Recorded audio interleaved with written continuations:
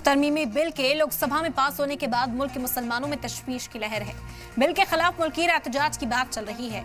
इसी बीच सलाम टीवी से बात करते हुए शिया आलिमुद्दीन कल्ब जवाद ने अपना स्टैंड रखा। नफरत को पसंद नहीं करती है, वो मोहब्बत को पसंद करती है। अब इन्हें दूसरा कार्ड खेला है और कार्ड यह है कि वक्फ को ख़त्म करके कट्टरपंथी को खुश किया जाए। देखिए, सरकार का तो कहना कुछ और है कि जितने तरीके से मुसलमानों को बरगलाया जा रहा है, उनको उनके अंदर गलतफहमियां पैदा की जा रही हैं। जो बातें कही जा रही हैं जो अपोजिशन के जरिए, वो सरासर गलत है। ऐसा कुछ नहीं होगा, ना तो औकाफ की ज़मीन जाएंगी, ना मस्जिदें जाएंगी, ना कब्रिस्तान जाएंगी। इस पर क्या कहना है आपका? लेकिन जो उसमें आप कागज़ देखें भैया, कागज़ में क्या लिखा हुआ है? इसमें लिखा हुआ है कि जिस प्रॉपर्टी पर गवर्नमेंट क्लेम अपना करेगी, जैसे ये इस पर क्लेम कर दिया गवर्नमेंट ने कि हमारी प्रॉपर्टी है, वक्फ नहीं है, तो गवर्नमेंट एक अफसर जो होगा वो फैसला करेगा कि गवर्नमेंट प्रॉपर्टी वक्फ प्रॉपर्टी है। वो फैसला जो करेगा वो चैलेंजेबल नहीं है। वो हम ना ट्रिब्यूनल जा पाएंगे उसके लिए खिलाफ। पहले ट्रिब्यूनल होती थी, ट्रिब्यूनल खत्म कर दिए। ट्रिब्यूनल है लेकिन उस तक जा नहीं पाएगा कुछ। हाँ, इस पर नहीं है। इस पे अगर गवर्नमेंट अफसर ने फैसला किया कि वक्फ प्रॉपर्टी नहीं है, गवर्नमेंट प्रॉपर्टी है, उसके खिलाफ नहीं जा सकते हम कहीं।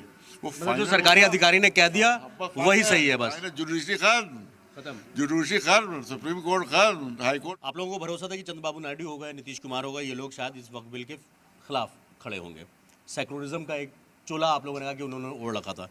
क्या कहना है? दोनों ने खिलाफ वोटिंग की और ये भी कहा सदन में कि हमने जो कहा था वो चेंज कर दिया गया, मान लिया गया, इसलिए हम इसके साथ हैं। देखिए, बिल्कुल झूठ बोला उन्होंने। कोई अभी आपके सामने वकील साहब ने बताया कि सब इस तरह से हाथ घुमा के दाग पकड़ी गई है, बजाय सीधे दाग पकड़ने के हाथ घुमा के वही खेल किया गया है कि वक्फ की जायदादें तबाह बर्बाद हो जाए। और ये जो है आपने पहले जुमला यही कहा था कि अगर इन्हें गद्दारी नहीं की मुसलमानों से तब ये वक्फ बिल जो है पास नहीं हो पाएगा। लेकिन अब गद्दारी की है उन्होंने मुसलमानों से, सेकुलर फोर्सेस से गद्दारी की उन्होंने।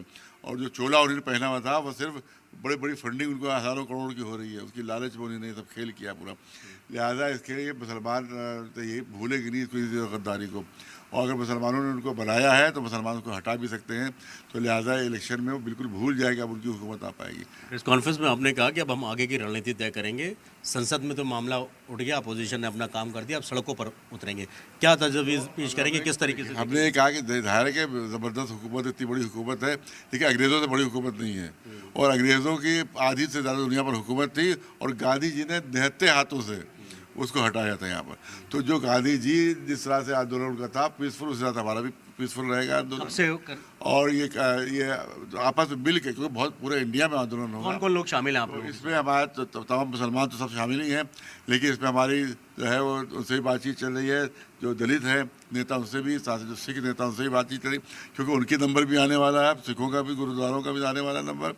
और दलितों का नंबर तो वो लिस्ट पर, हिट लिस्ट पर है। ये हित में नहीं हुआ है, ये हिट है।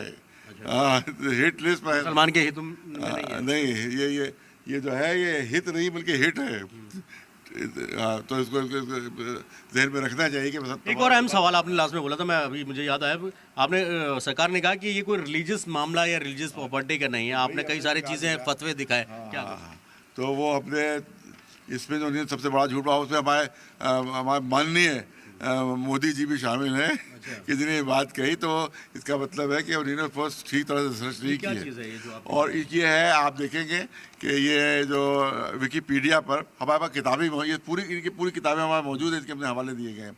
इसमें जो है वो इनका आयतुल्लाह खुमैनी जो जिन्हें ईरान के खिलाफ लाए थे, शाह ईरान को जिन्हें हटाया था, उनकी किताब तहरीरुल वसील, ये भी हमारे पास मौजूद है, उसका ये हवाला है। और विकीपीडिया में आपको हवाला मिल जाएगा इसका। इन्हीं ने आयतुल्लाह खामनेई जो प्रेसिडेंट मौजूदा है, वो ईरान के हेड है, उनका है, उनकी किताब हमारे पास मौजूद है।